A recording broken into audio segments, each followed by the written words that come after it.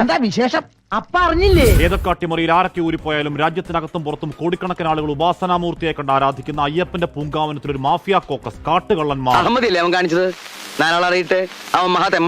ദേവസ്ഥാനം കാക്കാൻ ബാധ്യസ്ഥമായ അധികാര സ്ഥാനങ്ങളുടെ നാണം കെട്ട ഒത്താശയിൽ കയറി ഇറങ്ങി നെറികെട്ട് നിറങ്ങി കാശുണ്ടാക്കിയ ഒരു കറുത്ത കാലത്തിന്റെ ഒരിക്കലും മറക്കാനാവാത്തൊരു ചരിത്രമാണ് ആ കേസിന് നാൾ വഴി.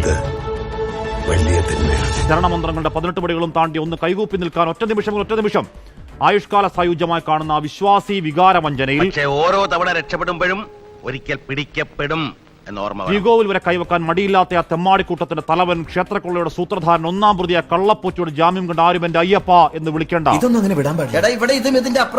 പൂർണ്ണ കുറ്റപത്രമല്ല, താൽക്കാലിക കുറ്റപത്രം പോലും ഇല്ലാത്തതിൽ സ്വാഭാവിക ജാമ്യം ഏത് കുറ്റവാളിയുടെയും ബൈ ഡീഫോൾട്ട് അവകാശമാണ്.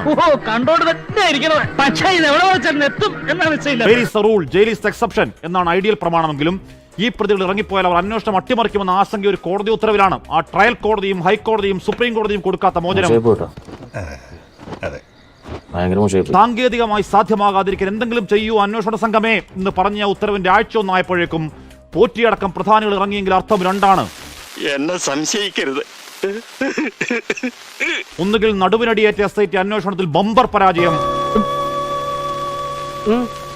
അല്ലെങ്കിൽ ഇനിയും ഒരുപാട് അന്വേഷണ ബാക്കിയിൽ നമ്മളൊന്നും സ്വപ്നത്തിൽ പോലും കരുതാത്ത മാരകമായ ഏതോ സുഭാഷ് കപൂർ മോഡൽ ഡെക്കോയിറ്റി. കോടതി പറയട്ടെ. മനുഷ്യനെ നാണം കെടുത്താനായിട്ട് ഓരോ കോമാളി വേഷോട്ടാണ് ഇറങ്ങിയിരിക്കുക.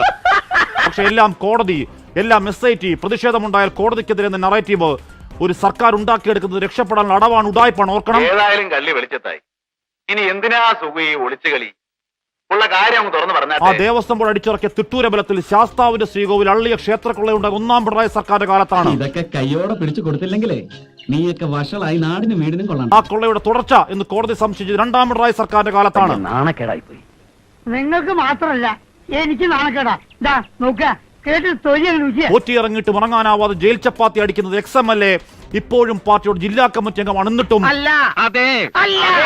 സോണിയാഗാന്ധി വാജിവാഹനം എന്ന ആവർത്തന ക്യാപ്സൂൾ പണിയെങ്കിൽ മാഞ്ഞു പോകുന്നതാണോ സാറേ അപരിഹാരം രാഷ്ട്രീയ കറ? എന്റെ ഈശ്വര, എന്റെ ജീവിതത്തിൽ ഞാൻ ഇങ്ങനെ ഒരു പുരിവാലി പിടിച്ചിട്ടില്ല. വലിയ തെറ്റായി പോയെന്ന് എനിക്ക് ഇപ്പൊ തോന്നുന്നു.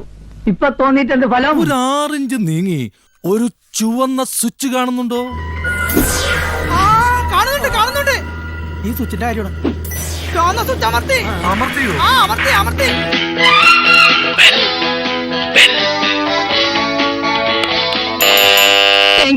ഈ ഉപകാരം മറന്നാലും ഞാൻ മരിക്കില്ല. ഇതൊക്കെ എന്ത് അപ്പോ നാളെ നേരത്തെ തന്നെ ഇങ്ങോട്ട് എത്തണം കേട്ടോ. ശരി.